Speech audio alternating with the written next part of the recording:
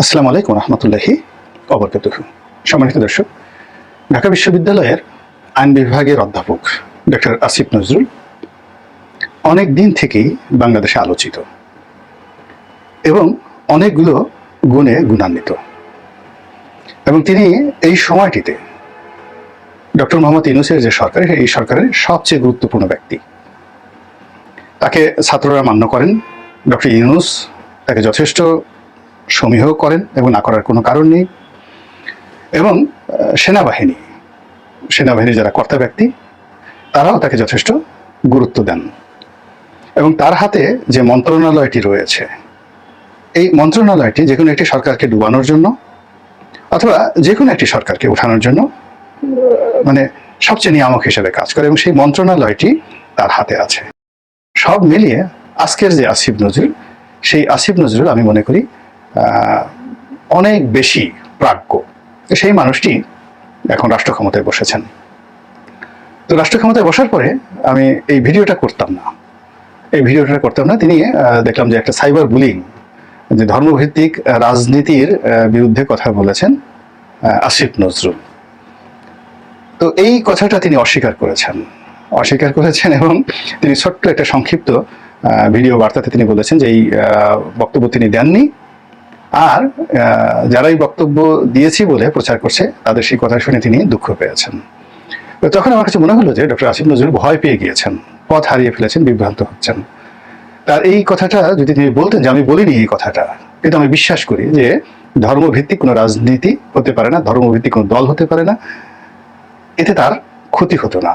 এর কারণ হলো, আমি দেখুন জামাতের সঙ্গে জামাত ইসলামী করে না এমন যারা লোকজন আছে রাজনৈতিক অঙ্গনে, আমি বলবো আমার সবচেয়ে বেশি সম্পর্ক জামাত নিয়ে যদি কেউ কথা বলতে পারে কাগজ ও কলমে, তাদের মধ্যে আমি একজন। কিন্তু তারপরে কিন্তু আমি জামাতের সমালোচনা করি। জামাতের কোনো নেতার সঙ্গে দেখা হলে বা তারা এলে বা আমি তাদের কাছে গেলে আমি প্রথমত বলি যে ধর্মভিত্তিক রাজনীতি হবে না।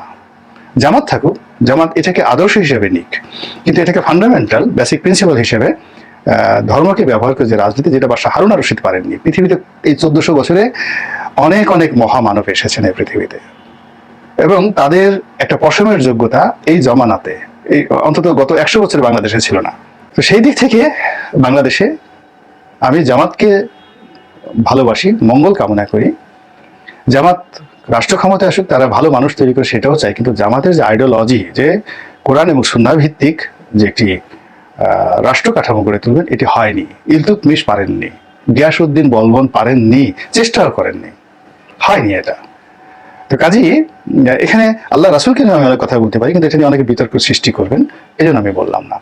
তো কাজেই এই যে এখন জামাতের প্রভাব, ইউনূস সরকারে বিএনপির প্রভাব, এবং এখানে ধর্মভিত্তিক রাজনৈতিক দলগুলো এখন অতীতের যে কোনো সময় সে শক্তিশালী, ফলে তাদের ভয়ে যদি সেই পঞ্চম সংসদে নিয়ে এরশাদ জমানাতে সেই প্যান্ডোরার বাক্স এটাকে বলা এবং এটার বিরুদ্ধে দাঁড়ানো, জামাতের বিচার করার যে বিচারটা করেছে আওয়ামী লীগ, সেটির সূতিকাগার যিনি তৈরি করেছেন, যে কয়জন তৈরি করেছেন, তার মধ্যে একজন হলেন এই সময়ের সাহসের সন্তান আসিফ নজরুল। শুধু তাই না, এই কারফিউর মধ্যে কেউ যখন ঘর থেকে বের হয় না, তিনি তখন আরেকজন বা দুজন সঙ্গীকে নিয়ে তিনি শাহবাগ থানায় গিয়ে ছাত্রদেরকে উদ্ধার করে নিয়ে এসেছেন। এ শক্তি তাকে কে দিয়েছে?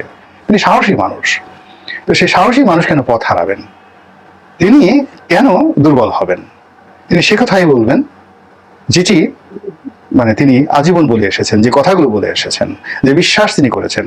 কিন্তু তার যদি ডেভিয়েশন হয়, এই বিশ্বাস থেকে ডেভিয়েশন হয়, তার শত্রুরা মুচকি হাসবে, তার উপর আক্রমণের পরিমাণ বাড়িয়ে দেবে, এবং তিনি অন্যায় না করেও তিনি দোষী হবেন, হত্যা না করেও তিনি হত্যাকারী হবেন।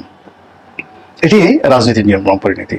আমি আমার শিক্ষক, আমি আমার বড় ভাই, আমি আমার মুরব্বী জনাব আসিফ নজরুল, তার সর্বাঙ্গীন মঙ্গল কামনা করছি, এবং তিনি ভালো করেন, সবচেয়ে ভালো করেন, ইতিহাস সৃষ্টি করেন। আইন বিভাগের 3 জন গুরুত্বপূর্ণ ব্যক্তি এখন সরকারে আছেন। রেজওয়ানা আছেন, আদিলুর রহমান সাহেব আছেন, আসিফ নজরুল সাহেব আছেন। আমি তাদের সবার মঙ্গল কামনা করি, সঙ্গে সঙ্গে ডক্টর ইউনূসের মঙ্গল কামনা করি। ফেল হওয়া যাবে না। এই যে ছাত্র জনতা, যার মধ্যে যারা সমন্বয়কারী হিসেবে জড়িত, এরকম সারা বাংলাদেশে যদি শীর্ষস্থানে 1000 নেতা থাকেন, বিশ্বাস করেন যদি ফেল করেন, এদের ভিটা বাড়ি জ্বালিয়ে দেওয়া হবে, এদের পিঠের চামড়া তুলে নেওয়া হবে, এদের জীবন শেষ হয়ে যাবে। কাজে এই বিপ্লবকে কোনো অবস্থাতেই অন্য কারো হাতে তুলে দেওয়া যাবে না, এই বিপ্লবকে কোনো অবস্থাতেই নষ্ট করা যাবে না।